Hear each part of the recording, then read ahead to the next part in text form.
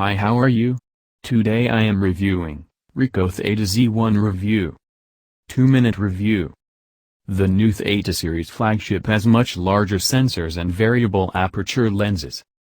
5 years down the road, the new flagship of the Theta line, the Ricoh Theta Z1, likewise records the world in its full, 360-degree spherical panoramic beauty, but it does so with a completely overhauled design that promises much greater image quality, especially in low light. A powerful Qualcomm Snapdragon processor and Android OS. Beneath the skin, the Ricoh Theta Z1 still runs on an unidentified Qualcomm Snapdragon processor. The Theta V before it used a 64-bit, octa-core Snapdragon 625 processor, which is a fairly powerful mid-range system-on-chip. As for its operating system, the Theta Z1 runs on Google's Android OS, a pairing which makes sense given the number of Snapdragon-based smartphones out there which also run on Android. A brand new organic L display gives at-a-glance status info. As if there wasn't already enough to fit into the Theta Z1's body, Ricoh has also gifted it with a brand new status display that gives quick at-a-glance confirmation of basic setup. It might be tiny, but the 0.9-inch organic L screen on the Z1 nevertheless manages to fit in an impressive amount of data.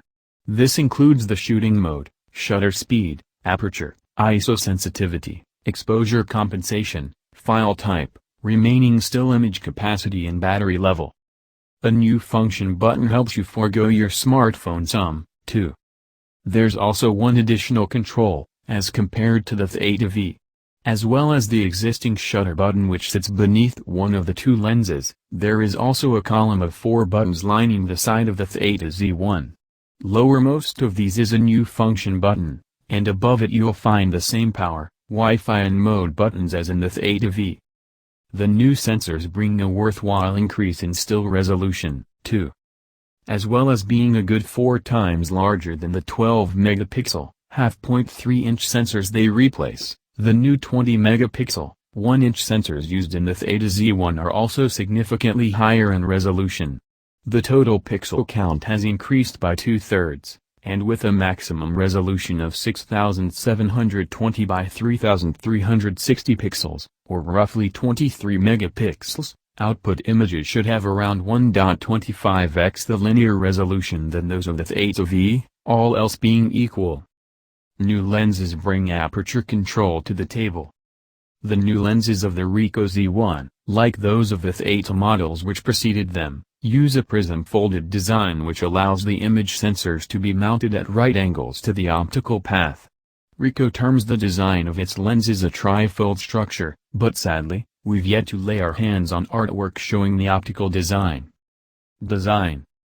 The Ricoh Theta Z1 looks essentially like a larger version of the company's older 360 camera, as well as most other 360 cameras, such as our favorite, the Insta360 One X. Ricoh's new camera is a large rectangle whose top edge is slightly rounded, and its 2 lenses sit on opposite sides of the top end. This design works for 2 reasons: you can use the camera without a selfie stick, and the device slides easily into your pocket. The square shape of GoPro's Max allows for neither of those benefits. Image quality. The Theta Z1 uses 2 1-inch, backside illuminated CMOS sensors, so you can take much larger images, and at better quality, than with other 360 cameras.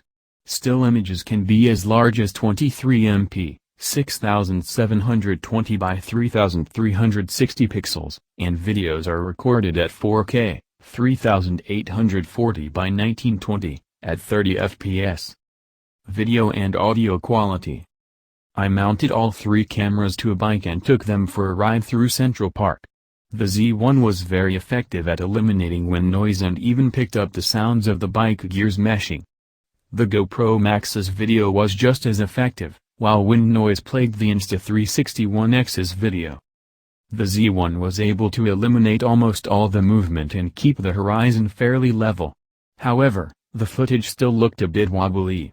Similar videos shot with the GoPro Max and the Insta360 One X were much stabler. Design and build quality.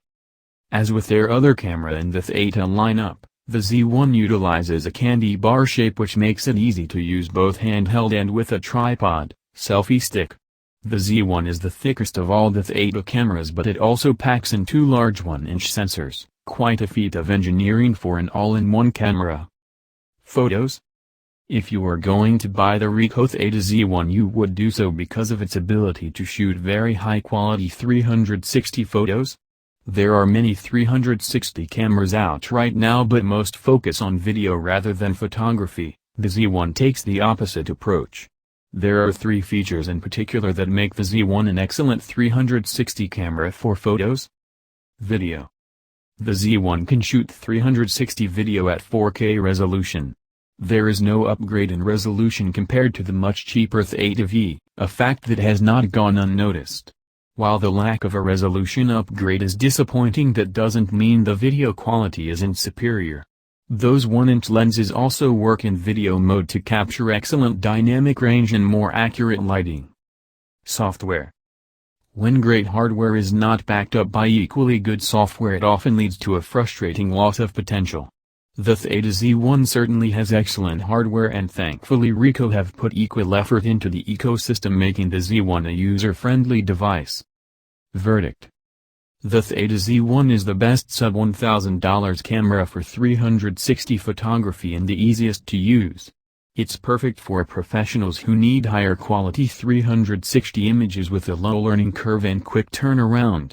While the price is certainly on the high side, and you'll need a subscription to Adobe Lightroom to get the most out of it, for businesses who need a 360 camera for professional use, it's certainly worth the price. So I highly recommend getting the Ricoh Theta Z1 review. Thank you for watching. Please subscribe my RS product review channel. Thank you.